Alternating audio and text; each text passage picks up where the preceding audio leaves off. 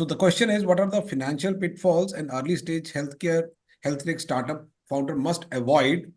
And along with that, how can a healthcare startup attract capital and venture capitalist angel funding investors to Yeah, raise look, funds? very, very simple answer to this question. Okay. Uh, the first is, and we have been very fortunate, but the first is, you have to treat money like your, whether it is investor money or your own money, you have to treat all money like your own money. So frugality, I cannot emphasize this point enough, that frugality is extremely, extremely important for any startup. That's point number one, right?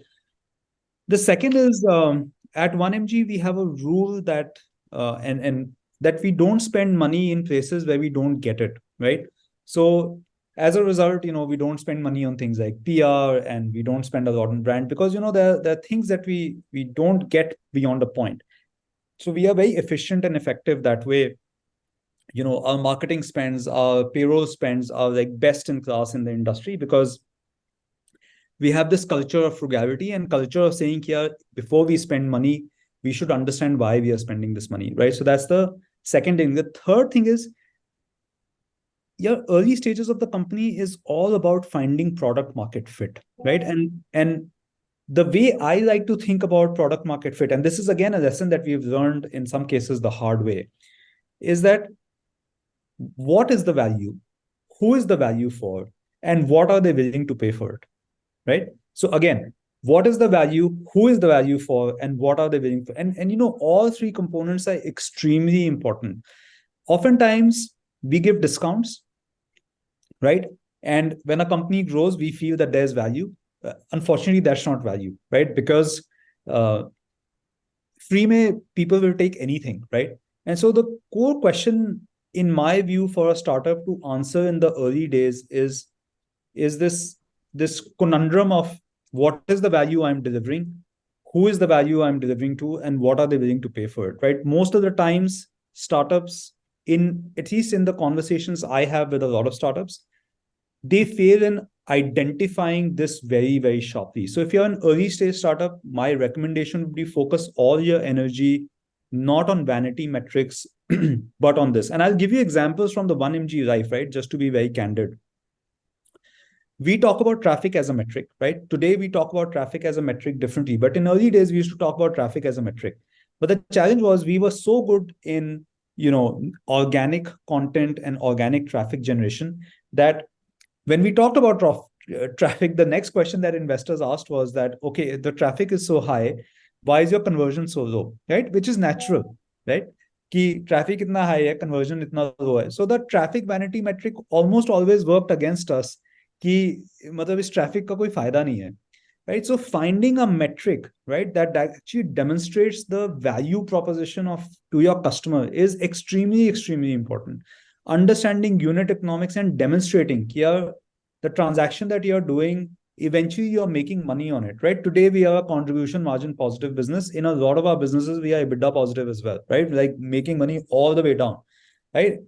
Like this is really important and something you should practice from day zero. Once you have contribution margin positive business, use money to invest in growth, use money to invest in maybe brand, use money to invest in technology.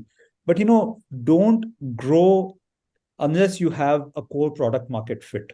Is it a good idea to raise funding from an investor who has invested in your competitors?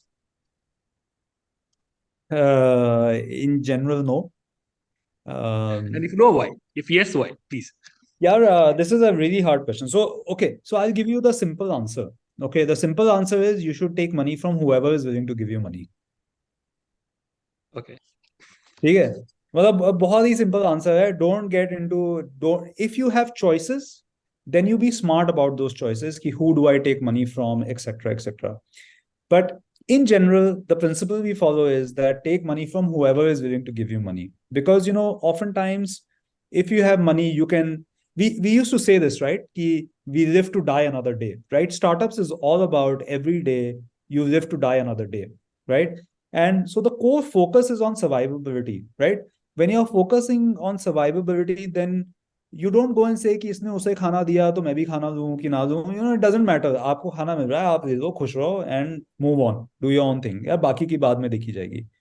In तो general, I जहां से think जहां से जहां भी से मिल रहा है, दैट्स जहां द से भी, जो भी दे, friends, family, husband, wife, बच्चे, wherever you get money from, you take money.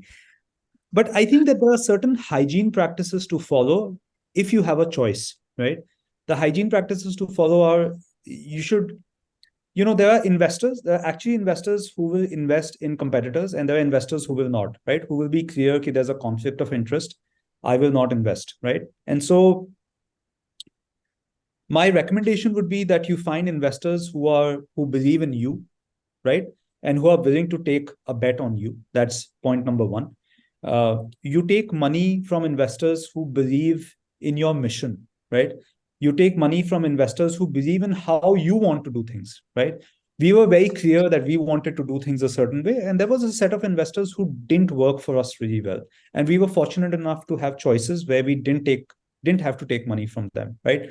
But in general, take money from anyone. If you have choices, then pick, first of all, pick people who align with you ideologically. Second, pick people who can truly help you and support you in the cause. And third, though, doesn't matter.